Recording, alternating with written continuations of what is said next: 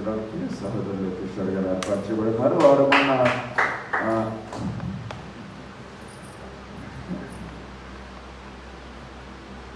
మొన్న రాయమండ్రి చుట్టుపక్కల ప్రాంతాలన్నీ కలిసి శాంతి ర్యాలీ జరిపించారు కదండి. అదే పగడాల ప్రవీణ్ కుమార్ గారి గురించి న్యాయం జరిగించాలని దాంట్లో వారు చాలా యాక్టివ్గా ఇంచుమించుగా అది దాన్ని లీడ్ చేసిన ముఖ్యమైన సభ్యుల్లో మరి సహోదరులు కిషోర్ గారు కూడా ఒకరు. వారందరూ చక్కగా మొదలెచ్చేసి అవన్నీ కూడా ఫ్లెక్సీలు, బ్యానర్స్, ఈ ప్లే కార్డ్స్ అని అంటే చేత పట్టుకుని వచ్చి అది ప్లే కార్డ్స్ అంటారు. ఇవన్నీ కూడా మరి ఆర్గనైజ్ చేసి చాలా యాక్టివ్గా మరి అది సక్సెస్ చేయడానికి ముఖ్యమైన వ్యక్తుల్లో సహోదరులు కిషోర్ గారు కూడా ఒకరు. వారు మనందరూ కూడా చప్పట్లు అభినందిస్తూ మరి వాటి పక్షాలు జరిపించవలసిన ఆహ్వానిస్తున్నాం.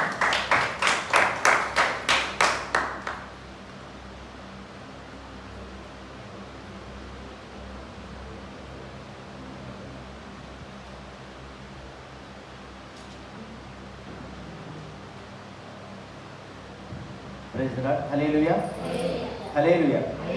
మరి ముందుగా మరి దేవాదానికి వందనాలు తెలియజేసుకుంటూ మరి అలాగే సమయ కాపరి గారికి వందనాలు తెలియజేస్తున్నానండి. అలాగే మీ అందరికీ కూడా సంఘ సభ్యులకు, సంఘ పెద్దలందరికీ కూడా నా హృదయపూర్వక మరి శుభాంజలి తెలియజేస్తున్నాను. థ్యాంక్ యూ సో మచ్ అన్న. దేవుడు గొప్ప అవకాశం ఇచ్చిన విధానాన్ని బట్టి మరి దేవునికి మహిమ పరిచి మరొకసారి హల్లెలూయా చెప్తామండి. హల్లెలూయా, హల్లెలూయా. ఈరోజు మనం కొత్తగా ఒక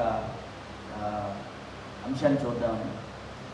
ఏంటంటే మనలో చాలామంది భయం అనేది చాలా అంటే ప్రతిదానికి భయం కదా.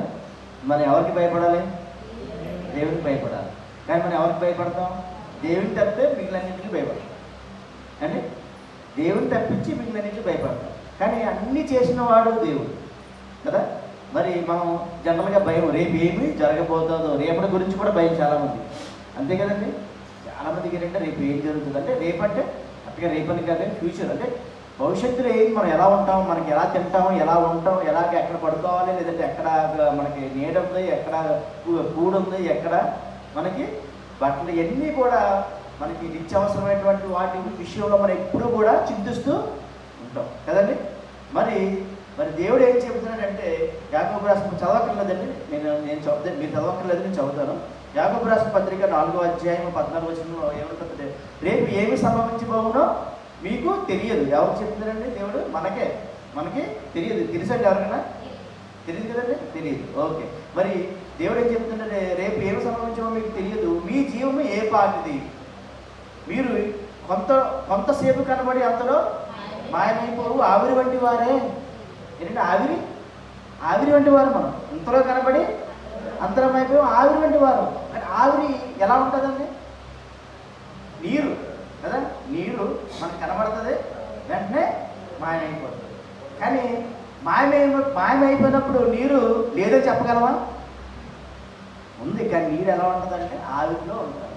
ఆవిరిలో వ్యాపించి ఇది జాగ్రత్తగా గమనిస్తే ఇది కూడా నీరు చేత చేయబడ్డది. ఏం చేత చేయబడ్డదండి? నీరు. ఈ సృష్టి యావత్తు నీరు. ఆది కాండంలో మీరు జాగ్రత్తగా 1వ అధ్యాయం 2వ అధ్యాయం చదివితే కనుక నీటి నుంచే ఈ సమస్తము ఏం చేశారంటే నీటి నుంచే చేశాడు. ఈ భూమి కూడా తయారు చేసింది దేని నుంచి? నీటి నుంచే. పక్షుల్ని, జంతువుల్ని అన్నిటిని తయారు చేసింది నీటి నుంచే. మనిషిని మాత్రం ఎక్కడి నుంచి చేశారంటే మట్టి నుంచి. అలాగే నీటి, కొంత మట్టి, కొంత నీటి. ఇప్పుడు భూమి మొత్తం చూస్తే 3 భాగాలు నీరు ఉంటుంది, ఒక భాగం భూమి ఉంటుంది. మరి మనిషి శరీరంలో 3 భాగాలు నీరు, ఒక భాగం ఏముంటుంది? పదార్థం ఉంటుంది. అంటే మా మాంసాన్ని తీసి సపరేట్ చేసేస్తే పదార్థం. అంటే ఒక భూమి నుంచి తీయబడ్డాడు కనుక భూమి లాంటి స్వభావం కలిగినటువంటి ఒక మనిషి. అంటే మనం చూస్తే కనుక మరి ప్రతిదీ ఎక్కడి నుంచి వచ్చింది అంటే కనుక నీటి నుంచే. అంటే నీటి నుంచి అంటే మనం ఎలా కనబడి మళ్ళీ మనం ఆవిరైపోతాం. మనం చనిపోయి తిరిగి మళ్ళీ భూమిలోకి వెళ్ళిపోతున్నాం అంటే మళ్ళీ ఏంటి దాని అర్థం ఏంటంటే మళ్ళీ ఎక్కడికి వెళ్ళిపోతున్నాం? ఆవిరైపోతున్నాం. మీరు జాగ్రత్తగా ఎప్పుడైనా గమనించారు లేదా? నీటి చుక్కలు అక్కడ పడి ఏమవుతాయండి? కొన్నాళ్ళకి తెల్లగా అవుతాయి. లేదా మీరు ఎవరైనా సరే వేడి నీటిని బాగా మరిగించారనుకోండి ఒక హీటర్లోని, ఆ హీటర్కి ఏం పడుతుంది? శుద్ధలాగా పడుతుంది. అలాగా వాటర్ పడిన తర్వాత వాటర్ మీద అలా చిన్నగా పెద్దగా అంటే మనకి తెలియని పదార్థం అనేది సృష్టించబడుతున్నాడు. మీరు వైజాగ్ వెళ్ళినప్పుడు బొర్రా కేవ్స్కి వెళ్ళారండి. అక్కడ బొర్రా కేవ్స్ అంటే అక్కడ ఒక గుహలో ఒక రకమైనటువంటి కొండల్లా ఉంటాయి. ఎలా ఏర్పడ్డాయి అంటే నీటి చుక్కలు అన్నమాట. కొన్ని వందల సంవత్సరాల నుంచి నీటి చుక్కలు పడి పడి పడి అది ఒక కొండలా అయిపోతా ఉంటుంది. అలాగా ఒక అంటే ప్రతిదీ కూడా మీరు గమనిస్తే నీటి నుంచే. సో ఇలాంటి జీవితం మన ఎలాంటి జీవితం అంటే ఆవిరైపోయే జీవితమే. మరి ఈ ఆవిరైపోయే జీవితం గురించి మనం ఎప్పుడూ కూడా రేపు ఏమి సంభవించబోనో మనం చింతించాల్సిన అవసరం లేదు. సంభవింపబోనది వీళ్ళందరికీ తెలియదు. అది ఎలాగో సంభవించినో వారికి తెలియజేవారు ఎవరని ప్రసంగి 8:7 చెబుతుంది. అలాగే సామెతలు రేపటి దినం గురించి అతిశయపడము, ఏ దినమున ఏది సంభవించినో అది నీకు తెలియదు. ఏంటంటే మనకి తెలియదు. రేపటి గురించి మనకి అతిశయపడకూడదు. చాలామంది ఏంటంటే అతిశయపడడం అంటే నాకు డబ్బు ఉంది, నాకు కారు ఉంది, బంగ్లా ఉంది, హోదా ఉంది, నేను ఏమైనా తలుచుకుంటే డబ్బుతో ఏమైనా కొనగలను, డబ్బుతో నిద్ర కొనగలను అండి. మనం ఎలా మాట్లాడుకుంటూ పోతే చాలా డబ్బుతో ఏవి చేయలేం, కొనలేని చాలా ఉన్నాయి. డబ్బుతో ప్రాణం కొనగలరా? డబ్బుతో ఆరోగ్యం కొనగలరా? ఏమి ఏమి జాగ్రత్తగా మీరు ప్రతిదీ మీరు హృదయంతో ఆలోచన చేస్తే ఇదంతా కూడా సమస్తమే వ్యర్థమే. మనం అనాలోచనగా చేస్తున్నాం అంతే. కాబట్టి మనం రేపటి గురించి మనం ఎప్పుడు కూడా చింతించకూడదు. జనరల్గా మనం శాతాన్ని ఏం చేస్తుందంటే ఎక్కువగా ఫ్యూచర్లోకి అదే ఎక్కువగా భవిష్యత్తులోకి తీసుకెళ్ళిపోతుంది. నీ భవిష్యత్తు ఏమైపోతుంది, నీ గతి ఏంటి, నీ గతి ఏంటి, లేదంటే పాత జీవితానికి వచ్చి అదిగో నువ్వు అలాంటోడు, ఇదిగో నువ్వు తాగుపోతాడు, ఇదిగో నువ్వు వ్యభిచారి, అదిగో నువ్వు అలా చేసావు, ఒకప్పుడు ఇలా తిరిగో, ఒకప్పుడు నువ్వు ఇన్ని గొడవలు పడ్డావు, ఒకప్పుడు నువ్వు అనేకమైనటువంటి దోషుల మాటలు బూతులు ఇలాగ రకరకాల తాగుపోతే ఇలాగ అని చెప్పేసి పాత జీవితాన్ని ఏం చేస్తుందండి గుర్తు చేస్తూ ఉంటాం. అది మన ద్వారా అవ్వచ్చు, అంటే పక్క వాళ్ళ ద్వారా కూడా అవ్వచ్చు. మనం ఎప్పుడు ప్రజెంట్ అనేది మనం చాలా ప్రస్తుతం అనేది చాలా ముఖ్యం. మనం ఏదైనా మీరు బండి డ్రైవ్ చేస్తారనుకోండి, సైకిల్ కానీ స్కూటర్ కానీ కారు కానీ ఎలా డ్రైవ్ చేస్తారు? మీరు చాలా మీరు కూడా స్కూటీలో డ్రైవ్ చేస్తారు కదండి, మీరు కూడా చేస్తారు కదా. ఎలా డ్రైవ్ చేస్తారు చెప్పండి సార్ అండి? కాన్సన్ట్రేటెడ్గా ఎలా చూస్తామంటే బండి మనం అలా డ్రైవ్ చేస్తున్నప్పుడు, సరే మన కారు అనుకుంది లేదా బైక్ అనుకుందాం, బైక్లో డ్రైవ్ చేస్తున్నప్పుడు మనం ఇక్కడ చూస్తాం కదండి. అంతేగాని అక్కడో చుట్టూ ఫ్యూచర్లో అక్కడ కనపడుతుంది చెప్పేసి అక్కడ ఎక్కడో చూసుకుంటే అక్కడ వదిలేసి అంటే అంతేగాని ఎవరు ఎంత తిరిగి నడుపుతున్నారు కారు చేస్తున్నారు. కారు తిప్పినప్పుడు స్టీరింగ్ తిప్పినప్పుడు కారు ఎలా వెళ్తుందండి? ముందుకు వెళ్తున్నప్పుడు ఏం చేస్తారు? ఇక్కడ వెనకాల రేల్ మీద వెనకాల కనపడడానికి ఒక అర్థం ఉంటుంది కదండి. ఆ అర్థం అలా చూస్తూ నడుపుతారా కారు? నడపరు కదా. ఏం చేస్తారు? ఏదో చూస్తారు, ముందు చూస్తారు అంతే, కొద్ది ముందు. మరి అలాగని చెప్పేసి ఎక్కడో కారు చుట్టూ అని చెప్పేసి ఇక్కడ వదిలేసి ఇలా కడితే ఏమవుతుంది? ఏం జరుగుతుందండి? వెనకాల చూసినా తదేకంగా బాగా ఎదరు చూసినా ఏమవుతుంది? యాక్సిడెంట్, ప్రమాదాలు జరుగుతాయి. మన జీవితం కూడా ప్రమాదాలు జరగడం గల కారణం ఏంటంటే అయితే గతాన్ని తవ్వుకుంటాం, లేదంటే అతిగా భవిష్యత్తు గురించి ఆలోచిస్తాం. మనం ముందున్న వాటిని ప్రస్తుతం మనం నిర్లక్ష్యం పెడతాం. అందుకే ఇవన్నీ కూడా శాతాన్ యొక్క లక్షణాలు ఏంటంటే ఎంతసేపు పాతి అప్పుడు నేను అలా చేయకుండా ఉండాల్సిందే, అయ్యో నేను అప్పుడు అలా చేసుంటే ఇలాగే ఉన్నాయేమో, ఇలా చేసుంటే అలాగే ఉన్నాయేమో అని మీ యొక్క ఎనర్జీ అంటే మిమ్మల్ని ఒక మానసికమైన ఒత్తిడిలోకి తీసుకెళ్ళిపోయి మానసిక క్షోభకి గురి చేస్తుంది అన్నమాట. కాబట్టి పాత విషయాన్ని ఎప్పుడు కూడా మనం ఎక్కువ చింతించుకున్నాం. ఎప్పుడన్నా ఎక్స్పీరియన్స్ కోసం అంటే మనకు బండి నడుపుతున్నప్పుడు జస్ట్ వెనకాల ఎలా ఏమొస్తుందంటే జస్ట్ ఇలా చూసి ఒక లుక్ వేసి దించేస్తాం అంతే కదా. కారు నడుపుతున్నప్పుడు, సైకిల్ నడుపుతున్నప్పుడు, బండి నడుపు జస్ట్ ఒక లుక్ ఇలా వేసి సైకిల్ లుక్ వేసి అంతేగాని అలా ఉండిపోతాం అనుభవం కదా. అలాగే ఫ్యూచర్ గురించి మనం బాగా ఎలా చూసుకుంటామా చూసుకోం. అలాగే మన జీవితంలో కూడా ప్రస్తుతం అనేది చాలా ఇంపార్టెంట్. కాబట్టి మనం ప్రస్తుతం గురించి మనం ఆలోచిద్దాం, అంతేగాని మరి భవిష్యత్తు గురించి మరి అయిపోయినటువంటి మరి భూతకాలం అంటే పాస్ట్ గురించి మనం పెద్దగా చింతించాల్సిన అవసరం లేదు. మరి ఈ రోజున ప్రాముఖ్యంగా ఒకటి చదువుతామండి. గలతీయులకు రాసిన పత్రిక 4:10 చదవండి.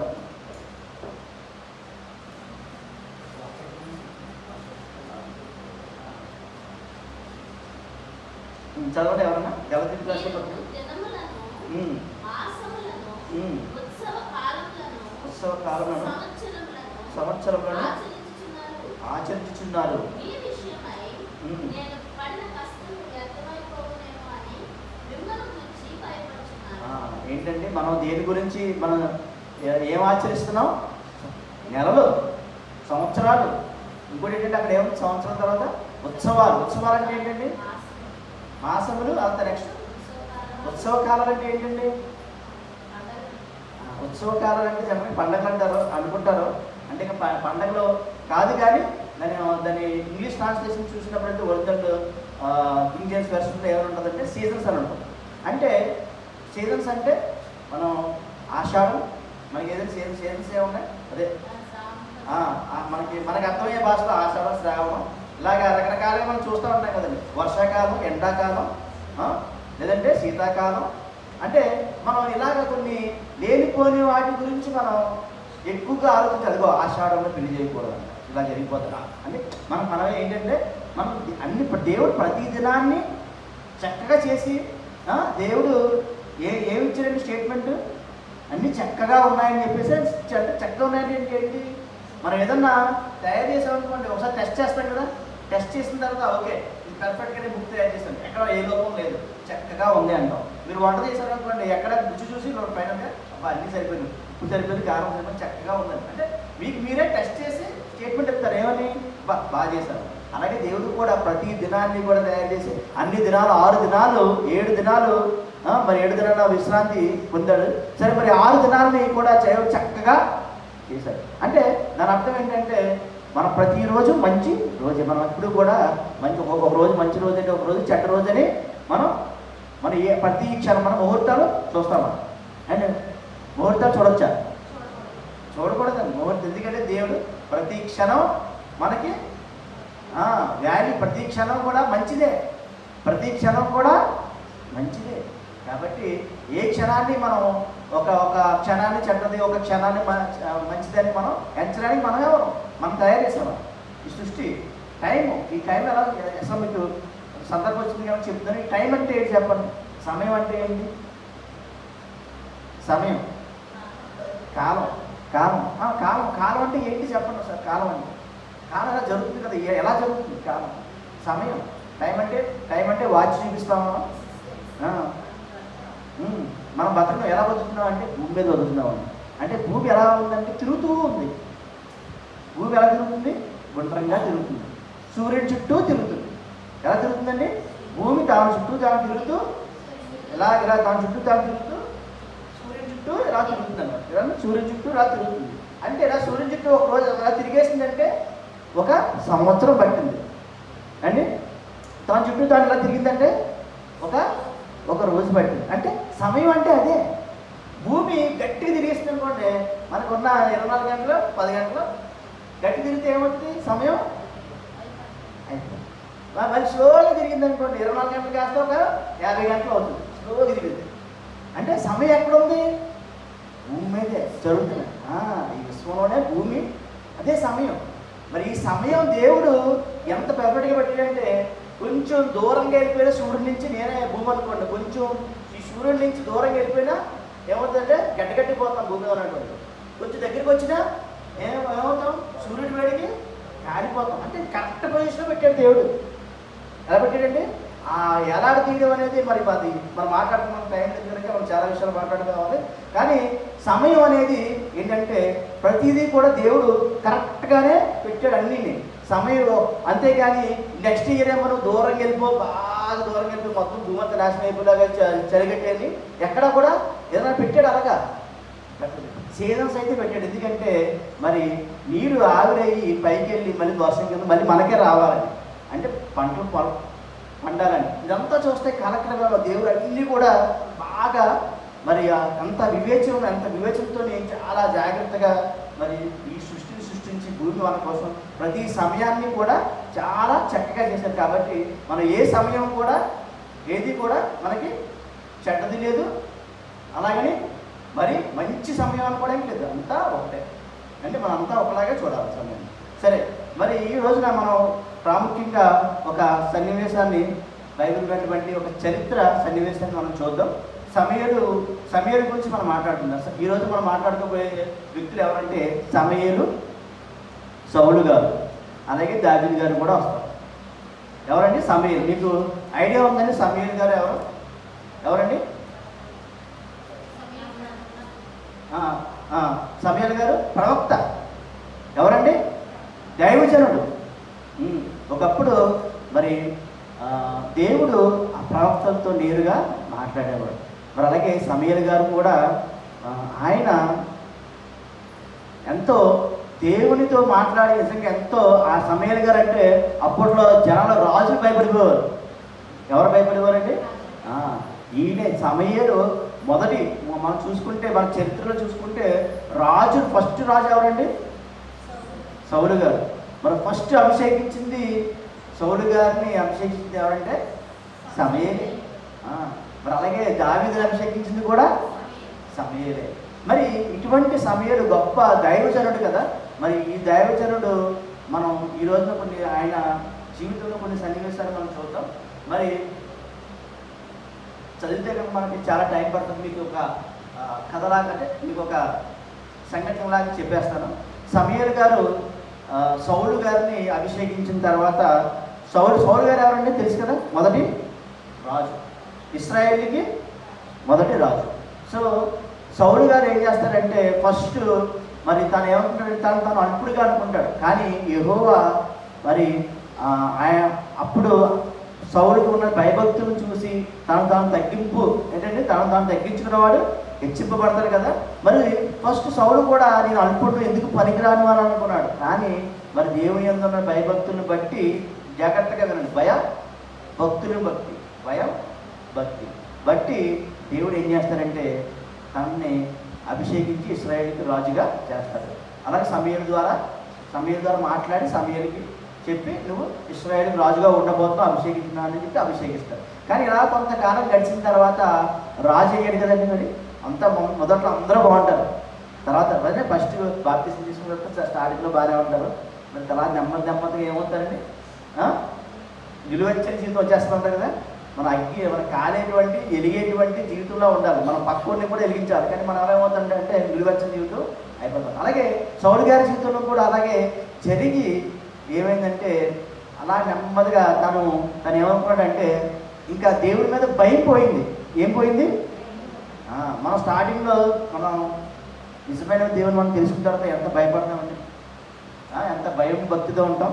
మరి ఆ భయం భక్తి కడదాకి మనం చనిపోయే వరకు ఆ భయం భక్తి కొనసాగిస్తామా అంటే చాలామంది భక్తి ఉంటుంది కానీ భయం ఉండదు.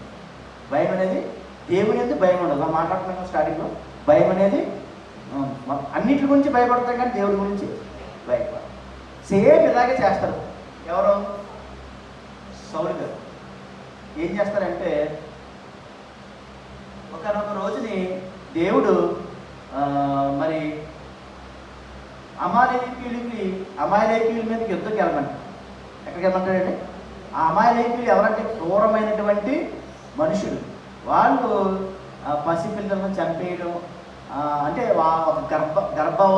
గర్భవతుల్ని కూడా కడుపులో ఉన్న వాళ్ళని కూడా గర్భం చీల్చేసి పసిపిల్లలను చంపేసేవాడు. ఒక రకంగా చూడాలి చాలా క్రూరం అన్నమాట. అంత దేవుడు నిజంగా ఇది చేసే క్రూరత్వాన్ని బట్టి దేవుడు చాలా బాధపడతాడు. అమాలేకీయులతో మనం దీని గురించి మాట్లాడుకుంటే చాలా క్రూరమైన పనులు ఉంటాయి.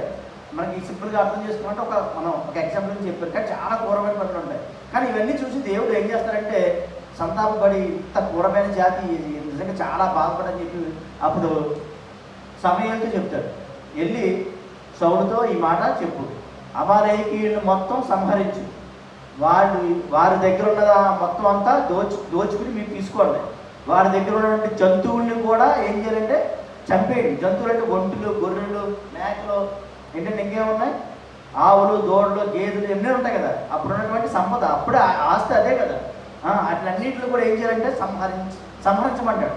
సంహరించి ఖచ్చితంగా ఒక్కరిని కూడా వదలొద్దని చెప్పాడు. ఏం చెప్తాడంటే ఒక్కరిని కూడా వదలొద్దు, వాళ్ళ దగ్గర నుంచి అసలు మీరు ఏమీ ఆశించొద్దు అన్న టైంలో దేవుడు చెప్తే అప్పుడు సౌలు ఏం చేస్తారంటే యుద్ధానికి వెళ్తారు. యుద్ధానికి వెళ్ళి అందరినీ సంహరించి కానీ ఒక్కరిని వదిలేస్తారు. ఎవరంటే ఆ యొక్క అమాలేకుల యొక్క రాజు అగగు అనేటువంటి వాడు అనమాట. అతని పేరేంటండి? అగగు. అమాలేకుడు రాజు ఎవరండి? అగగుని వదిలేస్తారు. వదిలేసి మరి ఏం మాట్లాడతాడు? అందరికీ జరిగిన కాన్వర్సేషన్ బట్టి మరి ఏం మాట్లాడతాడంటే అమాలేకులు చాలా క్రూరమైన చెప్పారు కదా. మరి రాజు కూడా ఎలా ఉంటాడు? రాజు క్రూరత్వం బట్టే కదా ప్రజలు క్రూరంగా ఉంటారు. మరి ఎందుకు వదిలేశాడు అంటే మరి అందరిని చంపిన తర్వాత అగగులో ఏదో సౌలుకి తనకి ఇష్టమైంది నచ్చింది. ఏంటి అంటే పరాక్రమము, బలాఢ్యులు. అంటే రాజులు ఎలా ఉంటారంటే అమాలేకులు చాలా బలంగా బలాఢ్యులుగా ఉంటారు. కానీ మీరు మొదటి సమయంలో 14:52 చదువు తీయక్కలేదని ఇంటికి చదువుకోండి. మొదటి సమయంలో 14:52 14:52లోని సౌలు ఏం చేస్తారంటే బలాఢ్యులని పరాక్రమశాలులందరినీ కూడా తన సైన్యంలో కలుపుకుంటాడు. మరి సౌలు గారు ఏమనుకున్నాడు అంటే అగగుని చూసి వీడు రేపొద్దున ఉపయోగపడతాడు, వీళ్ళు చంపడం ఎందుకు అనుకున్నాడు. ఏమనుకున్నాడండి? అందరిని చంపేశాడు కానీ రాజుని చంపలేదు. ఎందుకు అనుకున్నాడంటే రేపొద్దున ఉపయోగపడతాడని చెప్పేసి కూడా తెచ్చేసుకున్నాడు. కూడా ఇశ్రాయేలు దేశాన్ని తెచ్చేసుకుని అగగుని వదిలేసి అలాగే ఏం చేస్తాడంటే కొన్ని దూడల్ని, కొన్ని ఒంటెల్ని శ్రేష్టమైనవి ఉంచి మిగిలిని చంపేస్తాడు. కానీ దేవుడు ఏం చెప్పాడు? మొత్తం సంహరించమన్నాడు. అసలు మనిషి ఎవరిని ఉంచొద్దు అన్నాడు. కానీ అగగుని తీసుకొచ్చాడు, వాళ్ళ యొక్క జంతువుల్ని తీసుకొచ్చాడు. అప్పుడు వెంటనే సౌలు గారికి ప్రత్యక్షమై వాక్కు ప్రత్యక్షమై మరి దేవుని ఆత్మ ఏం చెప్తుందంటే సమయంలోని ఇదిగో నేను సమయానికి చెప్పింది ఏంటి, చేసింది ఏంటి అని చెప్పి సరే నువ్వు వెళ్ళి సౌలు దగ్గరికి వెళ్ళి నీ సింహాసనాన్ని నేను తీసివేస్తాను, వేరొకరికి ఇస్తానని చెప్తాను. ఎందుకంటే నేను చెప్పింది చేయలేదు. మరి అది మీరు జాగ్రత్తగా చూస్తే కదా మొదటి సమయాలు 15, 22, 23లో ఉంటుంది.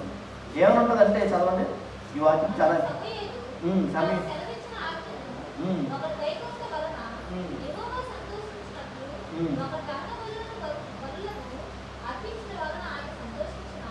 ఏంటండి దేవుడు బలులకు ఏమనుకున్నాడు సౌలు?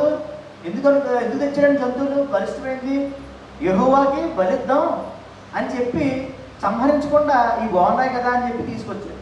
కానీ దేవుడు ఏం చెప్తున్నాడు? నేను బలులు కోరుతున్నానా? నేను బలి కోరేవాడిని కాదు. బలి ఎందుకు కోరుతానంటే హృదయాన్ని తెలుసుకోవడం కోసం కోరుతున్నాడు. మరి ఆజ్ఞను మనం గైకుంటున్నామా లేదా అని చూస్తున్నాడు. మరి ఆజ్ఞ గైకుంటే శ్రేష్టం. చదవ కంటిన్యూ చేయండి. అక్కడి నుంచి ఆలోచించుకో. బలులు అర్పించిన కంటే ఆజ్ఞను గైకుంటాయి, రొట్టెలు ప్రభు అర్పించిన కంటే మాట వినుటయు శ్రేష్టము. ఏంటండి ఇక్కడ బలులు కాదు నేను కోరుకుంది, నా మాట విను. దేవుడు ఏం కోరుతున్నాడు? మాట వినాలి. దేవుడి మాట వినాలి. దేవుని మాట మరి అలాగే ఆయన ఆజ్ఞను గైకొనాలి. ఏంటండి దేవుని మాట పెడచమని పెట్టకూడదు. అంటే ఈరోజు దేవుడు మనతో ఎలా మాట్లాడతాడండి? దైవజనుల ద్వారా మాట్లాడతాడు, మన బైబిల్ చదువుతున్నప్పుడు వాక్యం ద్వారా మాట్లాడతాడు, ప్రార్థనలో దేవుడు మాట్లాడతాడు. మనం నిజంగా దేవుని దగ్గర అవినామ సంబంధం డైరెక్ట్గా కూడా మనతో మాట్లాడతాడు. అటువంటి అనుభవం చాలా అతి కొద్దిమందిగా ఉంటుంది అంతా. కాబట్టి దేవుడు మరి మనతో మాట్లాడినప్పుడు ఆయన అనేకమైన వాక్యానుసారంగా మనం జీవించకుండా ఉంటే దేవుని మాట వింటున్నట్ట లేనట్టండి. లేనట్టే కదా. అంటే మనం భయం లేకపోతే నేను అంతే కదండి. సరే మరి ఇలాగా సమయానికి దేవుడు ఇలా చెప్పి నా యొక్క ఆజ్ఞను అలాగే మాట వినట శ్రేష్టం అని చెప్పి బలులు కోరలేదు అని చెప్పినప్పుడు అప్పుడు సమయాలు నెక్స్ట్ చదవడం సరే తిరుగుబాటు చేయడం సోది చెట్టుడైన పాపంతో సమానం. మూర్ఖతను అగపరుచుట మాయా విగ్రహము గృహదేవతను పూజించుతో సమానము.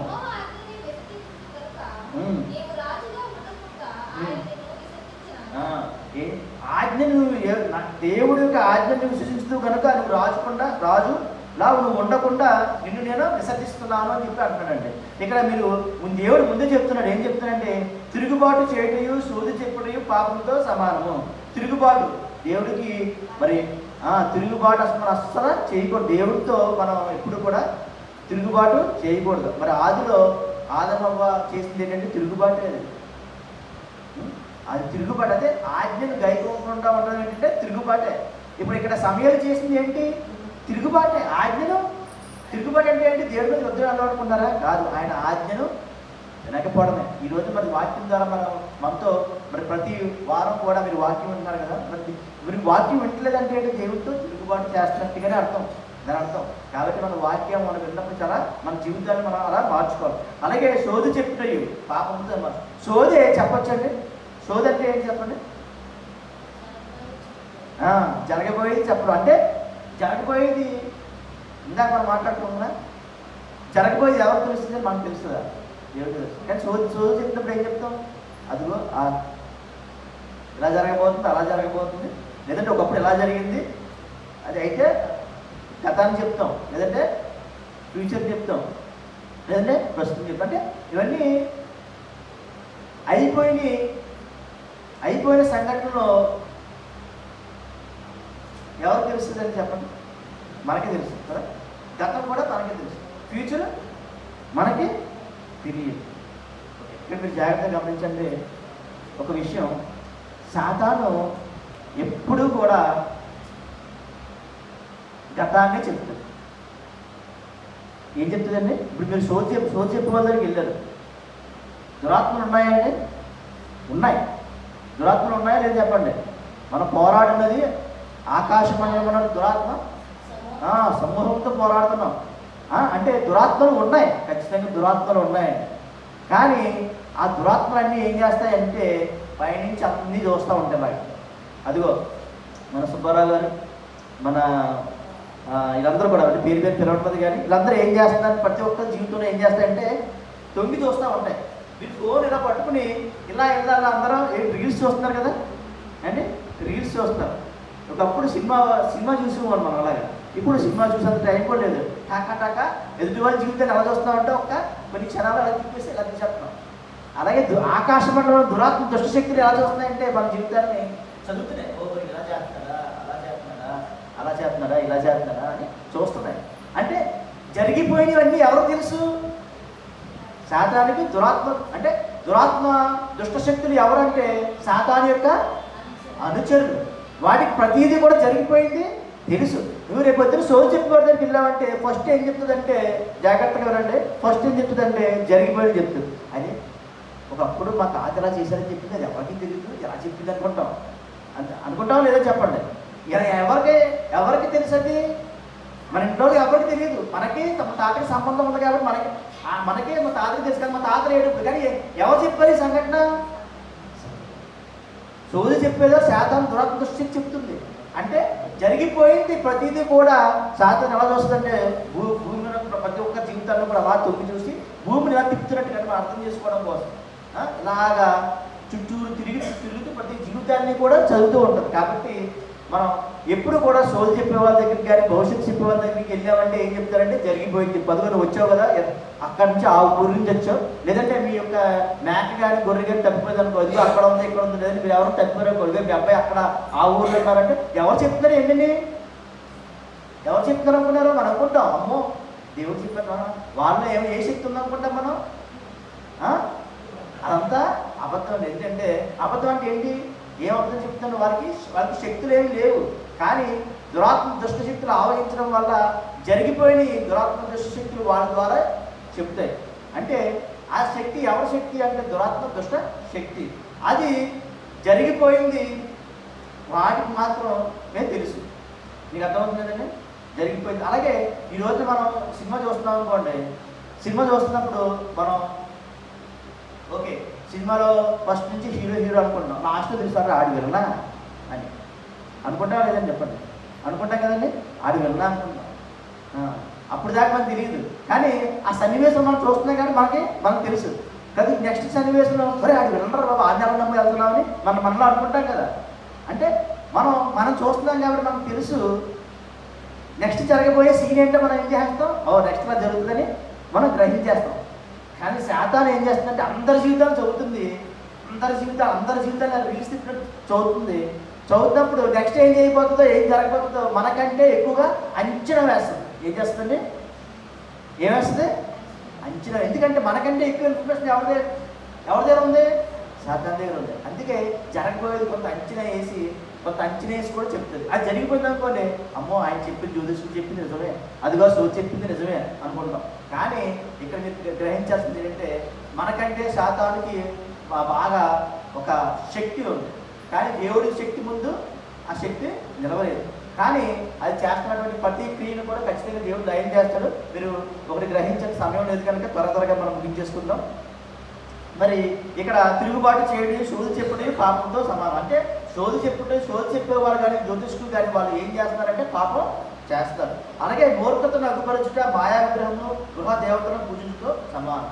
సరే, మరి ఈ సన్నివేశంలో మనం చూస్తే కనుక మరి సౌలు గారు ఓకే నేను చేసిన తప్పే, నేను దేవుడు ఇచ్చినటువంటి ఆజ్ఞ నేను గైకొనకుండా నేను అక్కడ ఉన్నటువంటి జనాలను చూశాను, ఆ జనానికి భయపడ్డాను. ఎవరు జనం అంటే ఇశ్రాయేల్ జనాన్ని మాటలు అంటే అగుగును చంపకుండా పొట్టేళ్ళు తెచ్చేసుకోవడానికి ఎవరో సజెస్ట్ చేశారంటే జనం చెప్పారనమాట. జనం చెప్తే అప్పుడు సౌలు గారు ఏమంటే వీళ్ళందరూ చెప్తున్నారు, జనాలు చెప్పే మాట వినకపోతే వీళ్ళందరూ నా మీద తిరుగుబాటు చేస్తాను భయపడిపోయాడు. మీకు అర్థమవుతుంది. ఎవరికి భయపడ్డాడు? సౌలు ఎందుకు తెచ్చుకున్నాడు? అగ్గుని ఎందుకు తెచ్చుకున్నాడు? ఎందుకు కొన్ని బలిష్టమైనటువంటి జంతువులు ఎందుకు తెచ్చుకున్నాడు? అక్కడ ఉన్నటువంటి జనం వాళ్ళందరూ కూడా మాకు ఇది చెయ్యాలి, ఇలాగే కావాలని కోరుకున్నారు. అప్పుడు జనానికి భయపడ్డాడు. అంతేకాని దేవుడి మాటకి భయపడ్డా? దేవుడి మాటకి భయపడి ఉంటే నిజంగా సౌలు చాలా చక్కగా జీవించేవాడు. కానీ జనం కోసం అంటే మరి ఈరోజు మనం చూస్తే పక్కల కోసం భయపడతాం, లేదంటే మరి ఎదుటి వాళ్ళ గురించి భయపడతాం ఉంటాం, కానీ దేవుడి గురించి భయపడం. కానీ మరి సమయాలు కూడా అలాగే భయపడి, జనుల కోసం భయపడి మరి దేవుడి ఆజ్ఞను విసర్జించి మరి తను రాజుగా ఉండకుండా అయిపోయాడు. మరి అసలైనటువంటి సన్నివేశం మనం చూద్దాం త్వరగా. ఫైనల్గా ఏమవుతుందంటే రాజుగా ఉండకుండా తన యొక్క ఆధిక్యతను తీసుకుంటా అని చెప్పాడు. అలాగే దేవుడి యొక్క ప్రత్యక్షత, మరి దేవుడి యొక్క మాట ఇంకా సమయాలతో, దేవుడి యొక్క ఆత్మ సమయాలతో ఉండదు. దేవుడి యొక్క ఆత్మ ఉండడం బట్టి సమయాలు చాలా దీనుడిగా, పరాక్రమశాలుడిగా ఉండి యుద్ధాలన్నింటినీ కూడా నెగ్గాడు. ఎప్పుడైతే మరి ఈ తప్పు చేశాడో దేవుడి యొక్క ఆత్మ సౌలు దగ్గర నుంచి వెళ్ళిపోయింది. సౌలు దగ్గర నుంచి వెళ్ళిపోయింది. అప్పుడు సౌలుకి అస్తమానం కూడా దురాత్మ పట్టుకునేవాడు. ఎప్పుడు మనలో పరిశుద్ధాత్మ దేవుడు, పరిశుద్ధాత్మ శక్తి మనలో లేకపోతే ఏం ఆవహిస్తాయండి? దురాత్మలు ఆవహిస్తాయి. మరి అలాగే సౌలు గారిని కూడా దురాత్మలు ఆవహిస్తూ ఉండే. అప్పుడు దావీదు తన దగ్గర ఎలా ఉండేవాడు? ఆయుధాలు మోసేవాడుగా ఉండేవాడు ఒకప్పుడు. అప్పుడు దావీదు మరి మంచి మ్యూజిక్ మంచి సంగీతం ప్లే చేస్తే సౌలు గారి పెట్టినటువంటి ఆత్మలన్నీ కూడా పోయేవి. మరి ఇలాగా దేవుడు సౌలు గారిని విసర్జించిన తర్వాత ఒకనొక రోజున సమూయేలు ఏం చెప్తారంటే దేవుడిని నిన్ను ఇంకా పట్టించుకోడు అని చెప్పేసి అని అన్నప్పుడు నెక్స్ట్ మా సౌలు గారు ఏం చేస్తారంటే అమాలేకులు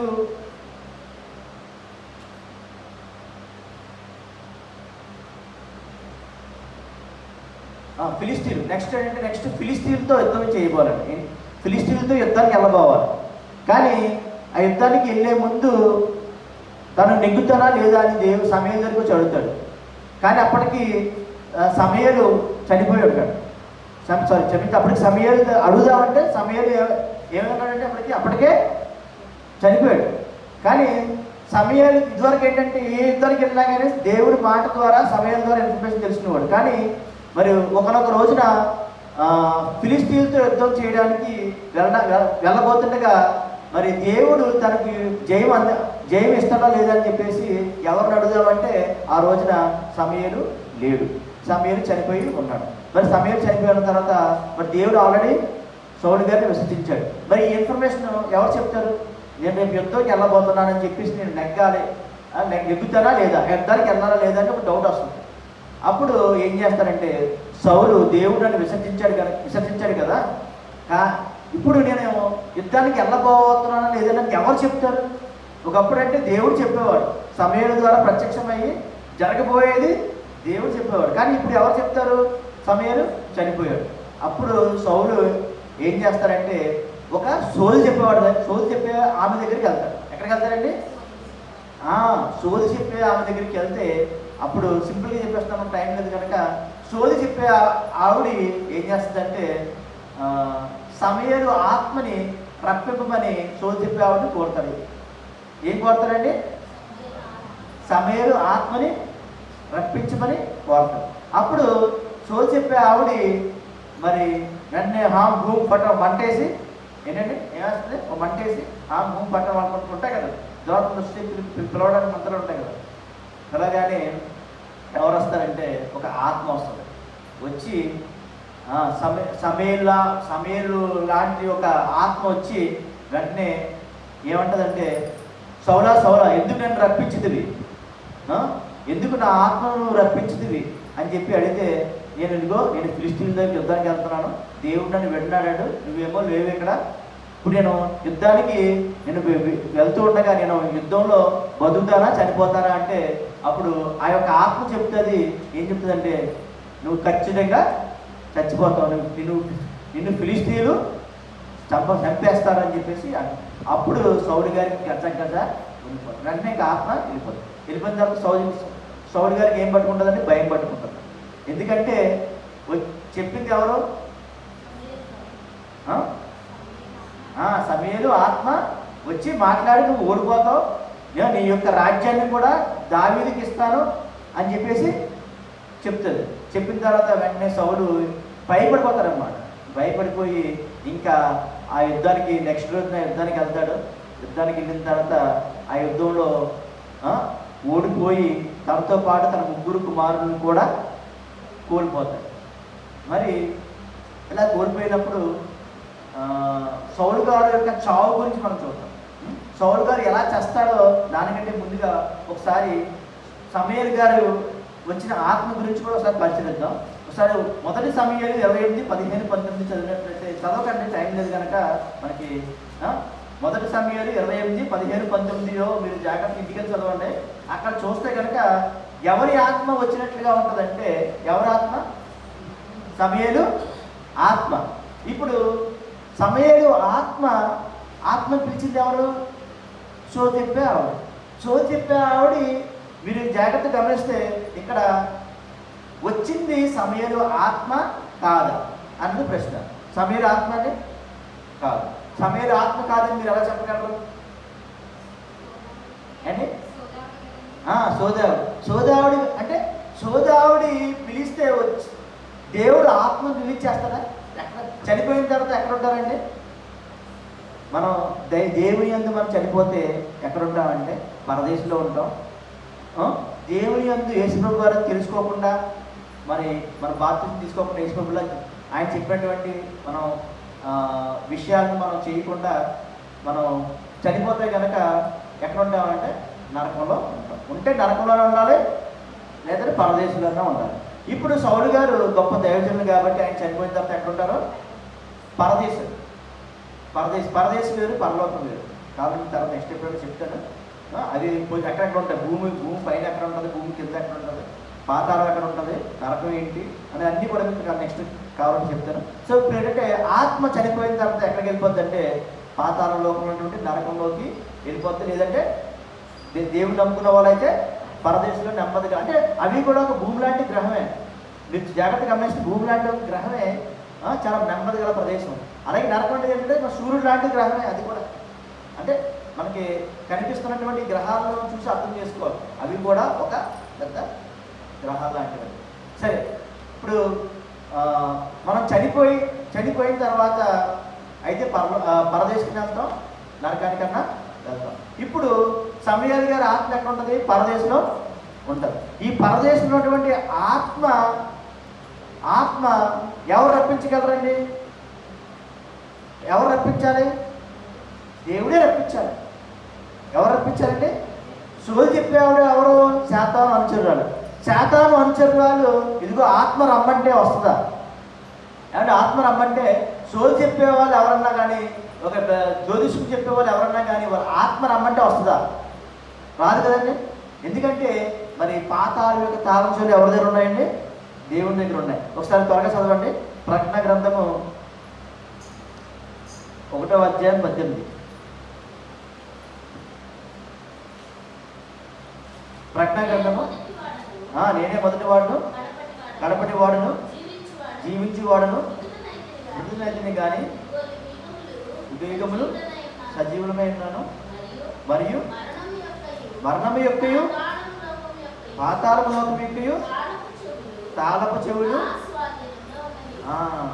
ఏంటండి మరణం యొక్క తాళం చెవులు ఎవరి దగ్గర ఉన్నాయి? అలాగే పాతాళ లోకం యొక్క తాళం చెవులు ఎవరి దగ్గర ఉన్నాయి?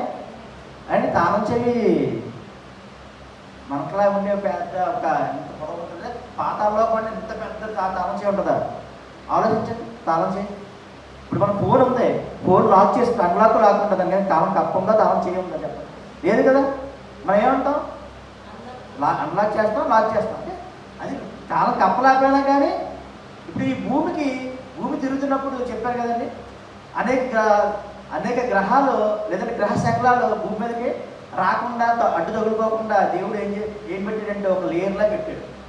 అది లాక్ చేశాడు అనమాట. వేరే గ్రహాలు కానీ వేరే గ్రహ శకలాన్ని పడినవి కానీ వచ్చి భూమిని ఢీకొనకుండా ఏం పెట్టాడండి? లాక్ పెట్టాడు. ఇప్పుడు మన భూమి నుంచి కొన్ని వేల మైళ్ళ దూరం మాత్రమే వెళ్ళగలం, అంతకన్నా మించి వెళ్ళలేం. దానికి ఒక పరిధి పెట్టాడు. మన సైంటిస్టులు కూడా అంతకన్నా దూరం వెళ్ళలేరు. ఎందుకంటే లాక్ చేశాడు. మన భూమి నుంచి బయటికి వెళ్ళాలన్నా కానీ వేరే అంతరిక్షం అవతలకి వెళ్ళాలంటే మనకు వల్ల కాదు, మన సంవత్సరాలు కూడా సరిపోవు. కాబట్టి దేవుడు ప్రతిదానికి ఏం పెట్టంటే లాక్ అనేది పెట్టాడు. అలాగే పాతాళ లోకంలో ఒకసారి మనం చనిపోయిన తర్వాత ఒక్క క్షణంలో మన యొక్క ఆత్మ ఎక్కడికి వెళ్ళిపోతుందండి? పాతాళ లోకంలో దిగిపోతుంది. ఒక్క క్షణమే. ఇక్కడ నుంచి మీరు లైట్ ఇప్పుడు ఎలా పెట్టారంటే మన భూమి నుంచి ఒక్క క్షణంలో లైట్ ఎక్కడ దాకా వెళ్తుందండి? చంద్రుడి దాకా వెళ్తుంది. ఇలా పెడితే లైట్ అంటే లైట్ అంత ఫాస్ట్ వెళ్తుంది. అలాగే ఆత్మ కూడా ఒక క్షణంలో పాతాళ లోకంలోకి వెళ్తాం. ఒకసారి పాతాళ లోకంలోకి వెళ్ళిన తర్వాత ఆత్మను మళ్ళీ తిరిగి పైకి రప్పించాలంటే ఎవరు స్వాధీనంలో ఉన్నాయి? దేవుని స్వాధీనంలో. కానీ ఇక్కడ ఎవరు రమ్మంటే వచ్చింది ఒక ఆత్మ? శోధింపేవాడు. అంటే వచ్చింది సమయలు నటించేటువంటి ఒక దురాత్మ వచ్చి సమయలు ఆత్మలో నటించి ఇదిగో నువ్వు రేపు చనిపోతావు అనగానే అప్పుడు కంగారు పడిపోయి అప్పుడు ఏం చేస్తా తెలుసా? నెక్స్ట్ యుద్ధంలో ఇంకా సమయలు వచ్చింది, సమయలే ఇలాగే చెప్పాడని అనుకుని యుద్ధంలో ఓడిపోతాడు. ఓడిపోతున్నప్పుడు తనకు తానే కత్తి మీద పడి చనిపోతున్నప్పుడు మీరు మనకు టైం లేదు కనుక మీకు త్వరగా చెప్పేస్తాను. పక్కన ఎవరు ఉంటారంటే కనుక ఆయుధాలు మోసేవాడు అంటాడు. ఆయుధాలు మోసేవాడిని ఫస్ట్ చంపమంటాడు. చంపంటే లేదు నువ్వు నా రాజువి, నేను ఎలా చంపుతానంటే అప్పుడు ఏం చేస్తారంటే తన కత్తి ఇలా తీసుకుని దాని మీద పడి తనే చనిపోతాడు. చనిపోయినప్పుడు పక్కన ఆయుధాలు మోసేవాడు అది నా రాజు కూడా చనిపోయాడు, ఇంకా నేనెందుకని చెప్పేసి రాజు చనిపోయాడని కన్ఫర్మ్ చేసుకుని ఆ పక్కన ఉన్న ఆయుధాలు మోసేవాడు కూడా చచ్చిపోతాడు. ఇప్పుడు సౌలు గారు చేసుకుంది ఆత్మహత్య. ఎవరన్నా చెప్పారు? ఆత్మహత్య చేసుకున్నారు. ఎందుకంటే మరి ఫిలిస్తీన్లు వచ్చి మరి ఆ సొమ్మిది లేని వారు వచ్చి నన్ను చంపేయకంటే నేను చనిపోవడం బెస్ట్ అని చనిపోతాను. మరి ఇప్పుడు ఆయన ఆత్మ సౌలు గారి యొక్క ఆత్మ నరకానికి వెళ్తుందా పరదేశికి వెళ్తుందా? నరకానికే వెళ్తుంది. అంటే ఇప్పుడు సౌలు గారిని నరకానికి పంపించింది ఎవరు?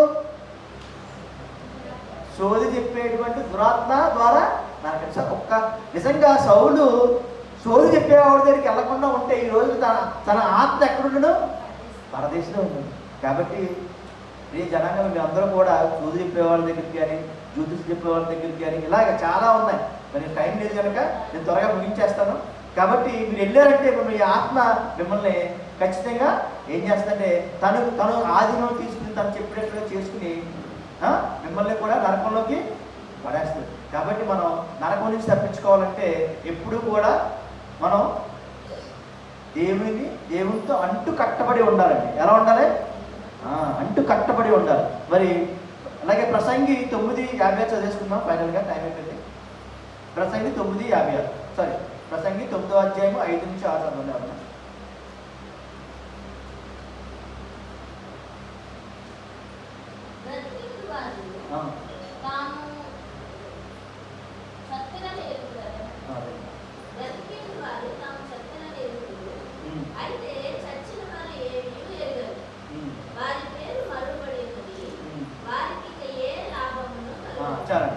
చచ్చిన వారు ఏంటంటే మరుగుపడి ఉన్నారు, వారికి ఇంకా ఏ లాభం లేదు. చనిపోయిన వారు మళ్ళీ తిరిగి వస్తారు, లెగిస్తారు, మాతో మాట్లాడతారని ఎవరైనా చెప్తే కనుక అది అబద్ధం. అర్థమవుతుందండి? సోది చెప్పేవాళ్ళు ఎన్ని చేస్తూ ఉంటారు.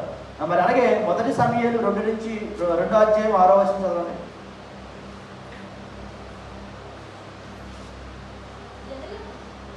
చదవండి.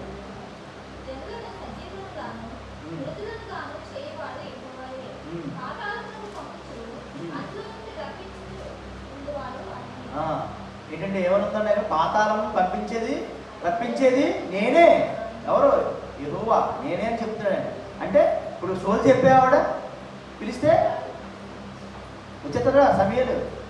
ఆలేదు కదండి. కాబట్టి వచ్చింది దురాత్మ దుష్ట శక్తి. కానీ మనం భయపడాల్సిన దేవుడికి కానీ, అంతేగాని పరిస్థితులకి, మనుషులకి మనం భయపడకూడదు. మనం ఎవరికి భయపడాలండి? దేవుడికే భయపడాలి. ఫైనల్గా ఈ వాక్యం గురించి చేసుకుందాం. ప్రకటన గ్రంథము 21వ అధ్యాయం 8వ వచనం. పిరికివారు అంటే ఎవరండి? ఇప్పుడు చెప్పాను కదా, భయం భక్తి. భయం అంటే దేవుడి యందు భయం లేకుండా మిగిలిన వాటికి భయపడేవాళ్ళు ఎవరండి? దేవుడు మనతో యూదా గోత్రపు సింహం మన వెనకాల ఉందంటే ఎవరైనా భయపడతారా అండి? మనం చావు గురించి కూడా భయపడకూడదు. అర్థమవుతుంది? చావు గురించి భయపడుతున్నామంటే పిరికివారిని. అర్థమవుతుందండి? చావు గురించి భయపడుతున్నామంటే పిరికివారు. కాబట్టి పిరికివారు దేవుడికే భయపడాలి. దేవుడికి భయపడితే మనం ఇంకా దేనికి భయపడాల్సిన అవసరం లేదు. అందుకే పిరికివారును అవిశ్వాసులు అంటే దేవుడి యందు విశ్వసించకుండా మిగిలిన వాటి మీద విశ్వసించేవారు. అలాగే అసహ్యులను, నరహంతకులను, వ్యభిచారులను, మాంత్రికులను, విగ్రహారధికులను, అబద్ధికులందరూ అగ్నిగంధములతో మండు గుండములో పాలు పొందులు. ఇది 2వ మరణం. అంటే ఆత్మ మరణం గురించి చెప్తాడు. ఏం మరణం అండి ఇది? నరకంలోకి పోయిన తర్వాత మళ్ళీ ఆ నరకంలో కొన్ని మరి ఆరని అగ్ని ఉన్నటువంటి కొన్ని యుగాలు ఉన్న తర్వాత ఫైనల్గా తీర్పు తీర్పుతో శాతాంతో పాటు ఈ యొక్క నరకాన్ని కూడా అగ్నిగుండంలో పడేసి మన ఆత్మని కూడా ఆత్మకి ఏముంటుంది? మరణం ఉంటుంది. అది ఎప్పుడంటే అది 2వ మరణం. మనిషి మనం చనిపోవడం, శరీరంతో చనిపోవడం 1వ మరణం. ఆత్మ నరకంలోకి వెళ్ళిపోయిన తర్వాత నరకంలోంచి మళ్ళీ తిరిగి ఏం చేస్తారంటే ఇంకా ఫైనల్గా టెర్మినేట్ చేస్తారు. మీకు అర్థమవుతుంది? శాతాన్ని కూడా టెర్మినేట్ చేస్తారు. అది 2వ మరణం. అంటే మనం దేనికి కారణం ఏంటంటే మన దేవుని యందు భక్తి ఉంటుంది కానీ భయం లేకపోవడం వల్లే. కాబట్టి మనం అందరం కూడా దేవుని యందు భక్తి కలిగి ఉందాం. మరి చిన్న ప్రార్థన చేసి ముగించుకుందాం. సర్వలోకుల రక్షక సకల కార్య సంబూతుడ తండ్రి, ప్రేమ కలిగిన మా ప్రియ పరలోక తండ్రి, మీకే వందన స్తోత్రమునైనా తండ్రి. ఇదిగో తండ్రి, మరి విన్న వాక్యాన్ని బట్టి తండ్రి మేము మీకు భయపడి మీకు తండ్రి విధేయత చూపి తండ్రి మీరు ఇచ్చేటువంటి ఆజ్ఞను తండ్రి మేము తండ్రి వినేలాగా తండ్రి మేము ఆచరించలేక మా సహాయం చేయండి తండ్రి. విన్న తండ్రి ప్రతి ఒక్కరిని బట్టి కూడా తండ్రి ప్రార్థిస్తున్నాం తండ్రి. వారి యొక్క జీవితాన్ని తండ్రి మార్చండి ఆయన. విన్న వాక్యాన్ని బట్టి మార్చండి. అలాగే తండ్రి వారికి ఉన్నటువంటి ప్రతి లోటుబాటును తీర్చండి నాయన. ప్రతి విషయంలో సహాయం చేయండి తండ్రి.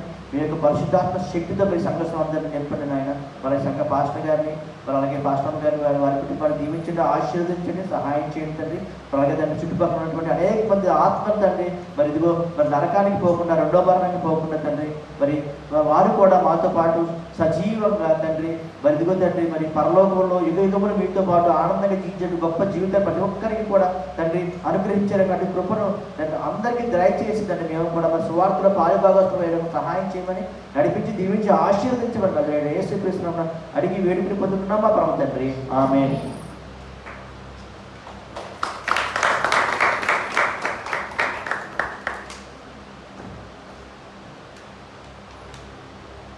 చక్కటి ఆత్మీయ మరణంతో కూడిన దేవుని యొక్క వాక్య భాగాన్ని మనకి